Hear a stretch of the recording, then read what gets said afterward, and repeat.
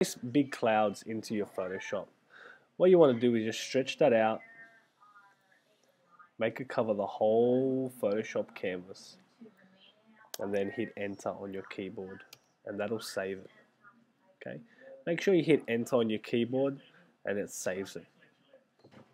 The next thing you want to do is drop your shadow underneath your text layer. So now your text should be on top of your clouds. The next thing we're going to do is use a tool called the clone tool. That's the clone tool right there.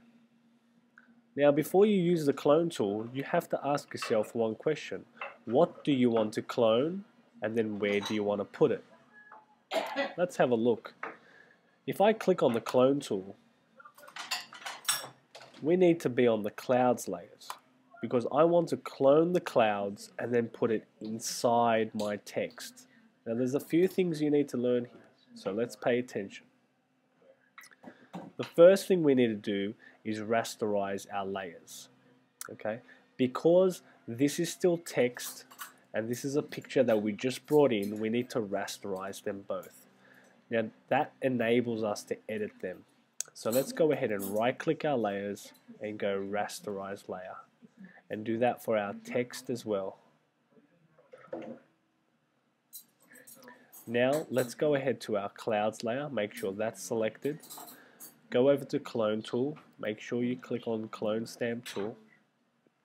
Now what it's going to ask us is, what do we want to clone? By holding the Alt button on your keyboard, you'll see the cursor change. I'll just press it again, and there you see it change. What this button does while you're holding Alt is it tells your Photoshop canvas what you want to clone. Now, while holding Alt, if I click on a certain area of my Photoshop canvas, it's going to clone that area. So I'm on the clouds layer, and I want to clone this part of the clouds. So I just click it once.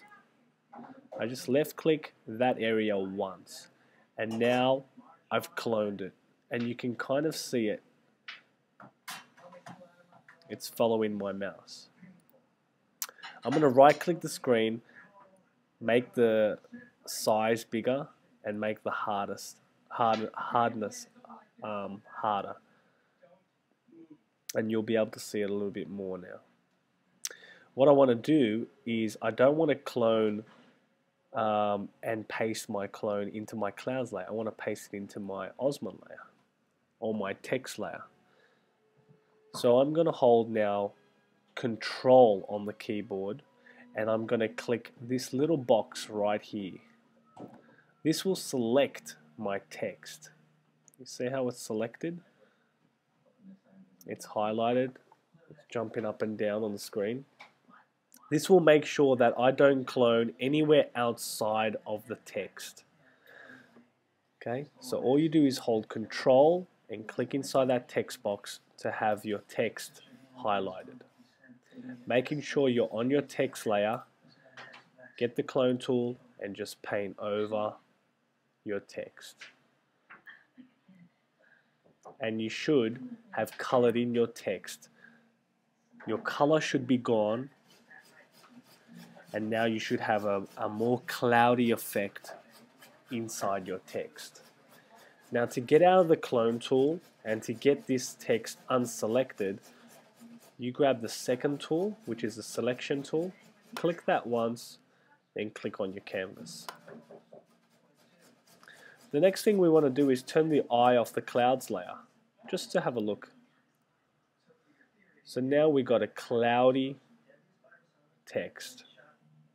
What we want to do is add a couple of effects to this. So let's go back into our text blending options. First thing I would want to do is put in an outer glow. They're great. So if I click on outer glow, I can change the glow color right here by clicking in there. Now I'm going to want like a grayish whitish glow. So I click that. I'm going to make the blend mode normal. I'm going to make the spread a little higher and the size high. So it'll give it kind of like a foggy feel. So if I turn outer glow off, you can see the full effect there. Another thing I want to do is put in an inner glow, because it's too hard around the edges there. So I'm going to put an inner glow in, and I'm going to make that whitish as well. Whitish, grayish. I'm going to change the blend mode to normal so we can see it properly. I'm going to turn the choke and size up.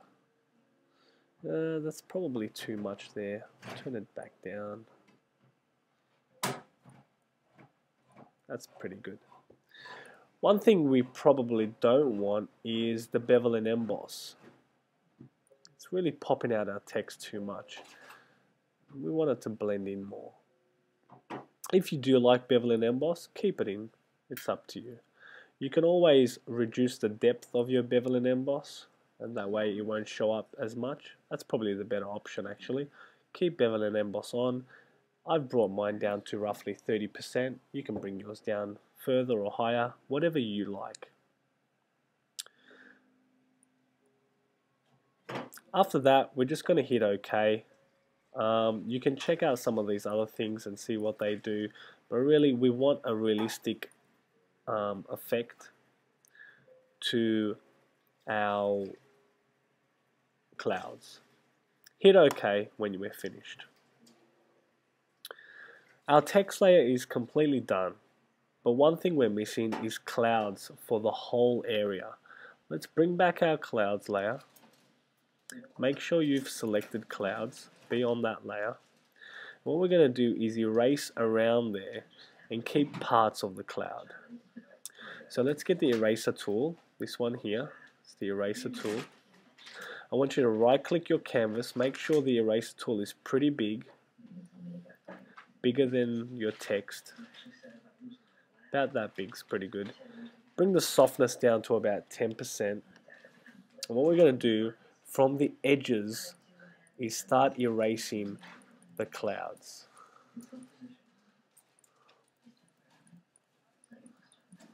Just real softly. Okay. Click on the first tool, the moving tool. Move it around. Find a nice spot for the clouds.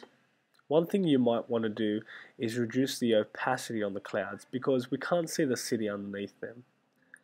So you might want to go to that layer's opacity and just bring it down a little bit. Remember, if you don't like any of the text effects, just turn them off and see how it looks without it. You can always go into the blending options and reduce the amount by going into opacity and turning that down.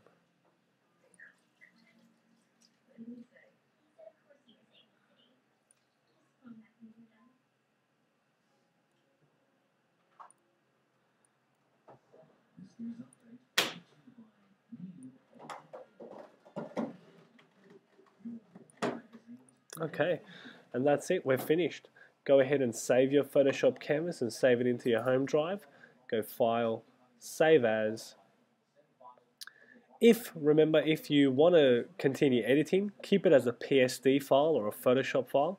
If you're finished and you want to take it home, you want to upload it on Facebook or something like that, then change that to a JPEG or a PNG file. And there you are. You've got a really cool looking text effect that looks like clouds hovering over the sky. Now obviously you can change your colors, you can make it however you like. And this is just one way of doing the clouds effect. There are thousands and thousands of different ways, and I'm sure you can come up with something better in the future.